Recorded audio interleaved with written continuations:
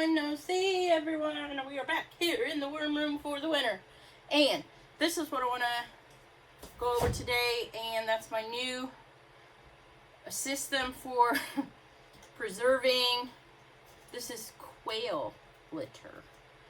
So started raising some little quail just to help with the soil regeneration. They are mad shitters.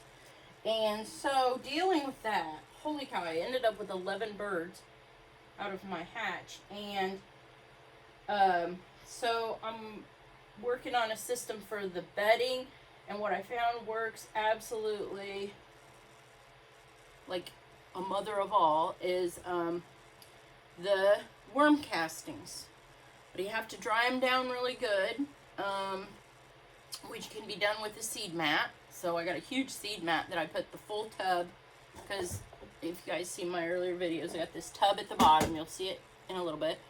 And that catches the castings, and then you put the whole tub on that huge heat mat, and it just releases the moisture.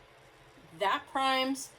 If you slowly dry them down, then the biology goes into its dormant state, so you retain all the microbes, and then when we put them into, like, say, the quail brooder, the chick brooders, or even in the big factory systems, then when you chickens go to the bathroom in there, as long as you keep turning it, the castings will absorb the moisture and dry down and preserve your nitrogen that's in your litter.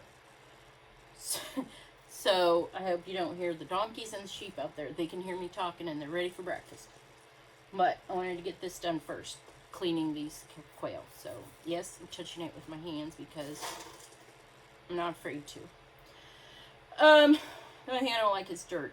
What I'm going to show you, see, this is a previous sifting of the castings that have already been used in the bedding for the quail.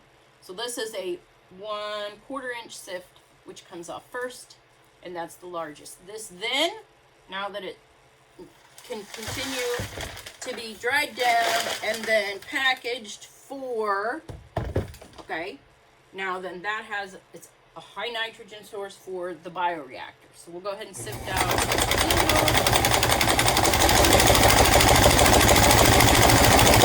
Okay, little bit of dust. You're gonna want to wear a mask, but so this is going through a screen that is an eighth inch screening here. So these are finer.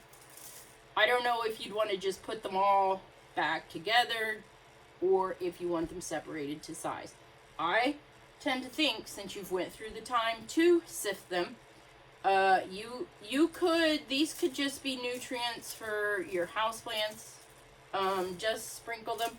This also, since it's dry like this, dealing with size, if you continue to collect and collect and collect it, then you could maybe run it through a fertilizer spreader as a high nitrogen source for your crop. So this one, actually, I'm going to go ahead and dump it over here, but it needs to be over there, but I can't dump it over there right now because of, I have to show you next. So this is just a homemade sifter that we made. I've been sifting several batches.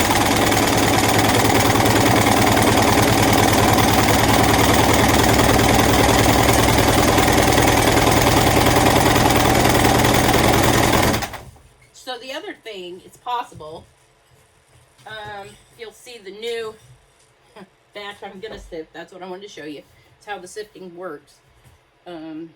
That's from it's like a moth or something building a nest in there. Wax moth, because I raised the nematodes to apply as well. So this is sifted really good. There is still some chick litter in here. There will be some food in here. So it's all just food for the microbes. I don't like this size of sift for the bedding. It seems like, see, there's little particles yet in here.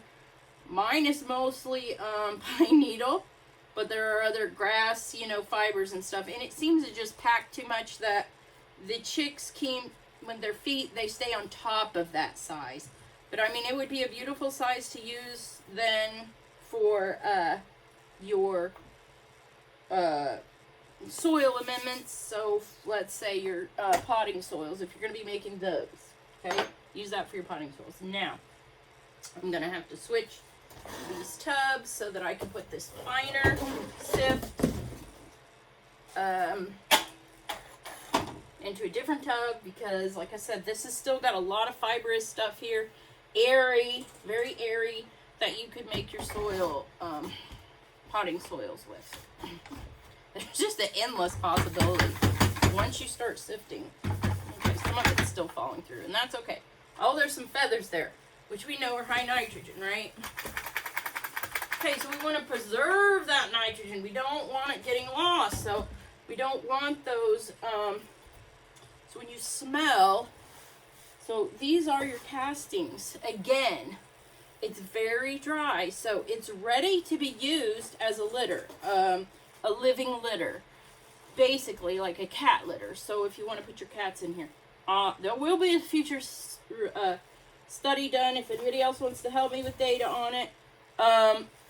With the different pHs, I'm finding that you can create different pH for the castings. So if you want a very acidic casting, the worms don't like that type of environment. But what I find is it's possible, now it's actually the opposite of what I'm thinking is going to happen, but like a cat who wants to choose a litter, is possibly they're choosing it based on pH. So I want to do one of these litters with an acidic and one with a basic. I want to put it in for the cats to see which they prefer. What happened was last year, you all seen that the cat chose to have her babies in the worm bin, which had all of it was inoculated with beneficial bacteria, and so no pathogens could have overtaken that environment. So the cat actually must have thought it was healthier than going into the bed area that I made for her, that was nice and clean and sterile. Not sterile, but you get my point. Now, there we go with that. Don't just run out and buy any worm casting. You don't know what conditions that those were raised under, so it's possible that they're already infected with the pathogens. However, I don't know why that seems to be acting like it's because they're so dry, they're sifting over my edge, getting on the floor. Yeah, they can also, if it's too wet of conditions, anaerobic, that's where the pathogens are. So you want to locate your, look it up online, search for a Soil Food Web certified lab technician who you can send a sample to if you buy a bulk order and say, hey, are these biocomplete that they will not infect my animals with an already pathogenic strain of bacteria. So I'm raising these under aerobic conditions. This living at all times, I'm not letting it go anaerobic. So don't let that litter pile up and create an anaerobic conditions where you'll start to smell the pathogenic bacteria breaking down your nitrogen into, I think it might be urea or something that happens with ammonia, that happens with the nitrogen getting converted by the anaerobic bacteria. So you'll smell when that's happening, and that's why I just want to show you that I've got these quail in my in my basement. So the wonderful thing that happened is these trays from Winona are the exact, pretty much, this one's a little too, the lip on there isn't going in, but it's about the exact same size as my sifter that we made. Now I have those measurements somewhere online of a video. Maybe I should put it in a different, but look at how clean that came out. Alright, all I do is take a plasters, I could show it to you, but it's a plasters, like a spatula type of thing, so kind of like a paint scraper. Just kind of scoop it towards the center. Winona, this is my request. Can we make these sides about 1 inch tall? I believe it will fit under your rollout. You've left some room there. So now look at how clean that is. All right, even if you just do that every day and you just stick it in here. All right, so you've just sifted out all that quail. See how if you just kind of stir it, it all sticks there. And now this is a perfect way to start drying these down. You can move these since they're still a little bit moist. You can tell, still a little bit moist. You can move those again to a dehydrated worm casting. Pull out more moisture and just kind of turn them. Now, hopefully, the commercial industry will catch on to this, and they'll make large turners where the dehydrate worm castings can be used to preserve these for going on to the agriculture fields as an eco-friendly amendment, where the trick is to make sure that the bacteria don't turn that into either, like I said, your ammonium, which nitrogen goes into the atmosphere, or nitrates, because nitrates is not as stable.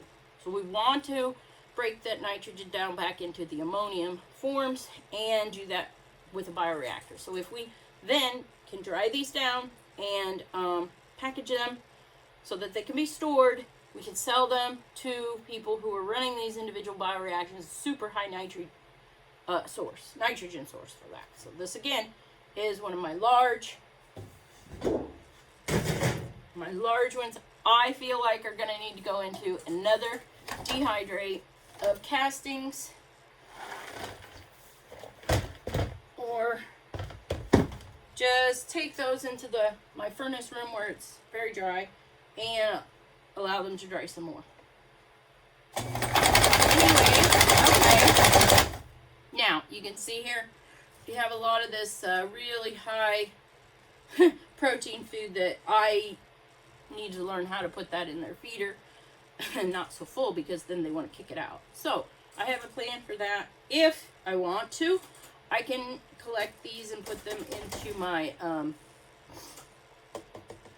well, we can collect them and store them in, if we want, and sell them by the bag as a source of food for mealworms, because you can feed this to the mealworms. You can also, I think, I'm working on a study on that right now too, an investigation for mealworms surviving just off of chicken litter itself, because there's still a lot of good nutrients there. We'll see.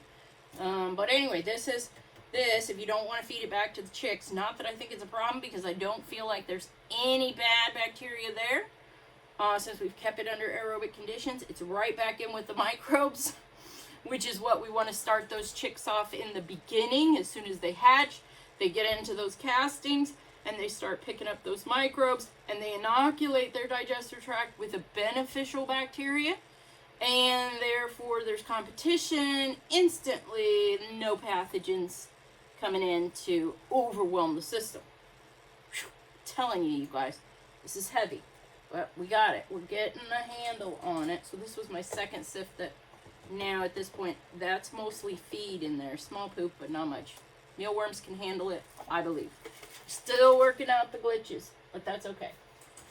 Just want you to know where I'm starting, because Father Time is not on our side, and winter is my best time for doing these investigations, putting these layers upon layers upon layers together so that we can rebuild the ecosystem and hopefully put our nutrients back in our food. It's the microbes there in the soil that put the nutrients into the plant through the root zone. It's not simple diffusion across the membrane through osmosis. Now, this size also, lots of food in there. So, like I said, pay attention to what you're going to want to do with that. That food is expensive. It's game bird, $30 for 50-pound bag. I don't want to just throw that out, even though I know it's being recycled. We're feeding Mother Earth. And that's a good thing. But let's try to utilize that again.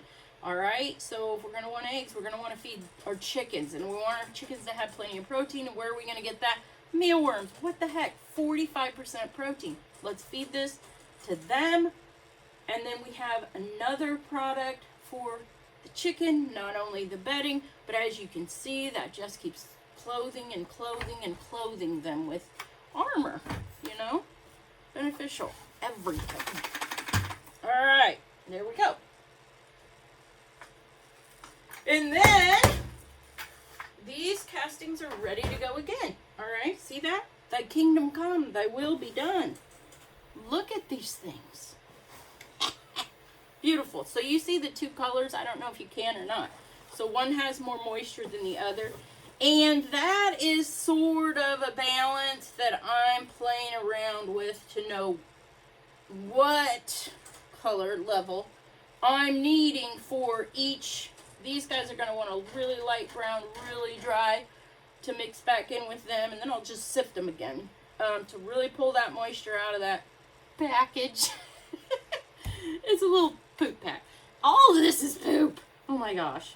So, dust down. To keep the dust down, I'm going to want to keep them a darker brown. And that's also your microbial activation level. But as soon as these chicks get in here, because this is going back for my litter bedding for my next hatch when the chicks come out, and those microbes will wake up right away as soon as they get inoculated in there. So we want them to be the beneficial good microbes. I hope hearing this stuff over and over again, it'll kind of lock in for you. Like, that's what I had to do to learn best. What beautiful, beautiful bedding, beautiful castings. I can't see anything more beautiful than that. Okay. Now we'll just sift out there and there, but now this is where I'm going, so just making sure everything, subdue it. Don't annihilate it. Subdue it. Learn to live with it so that it doesn't become a problem, and then feed it and nurture it. And it will feed you and nurture you. That's it for this go-round video. I don't want it too long, but it already is. Anyway, I need to do a short video just for Winona to see if they can get me that taller tray so that we're not making a mess with these castings. I want to keep this a very, very clean containment system for indoor home quail raising. And that cage is spectacular. There's a little bit of dust, but you know, just vacuum that up. I'm gonna get another system, I think, and we're gonna try this out. What the heck? It's not like I'm raising them in a dungeon. This is a high-end environment for these guys, and a high-end environment for my worms as well. It's very doable. Every mansion should have these systems incorporated in them. Okay, guys, thanks for hanging out with me today. I hope you stay healthy, safe, and I want to see you in the future. Have a great day.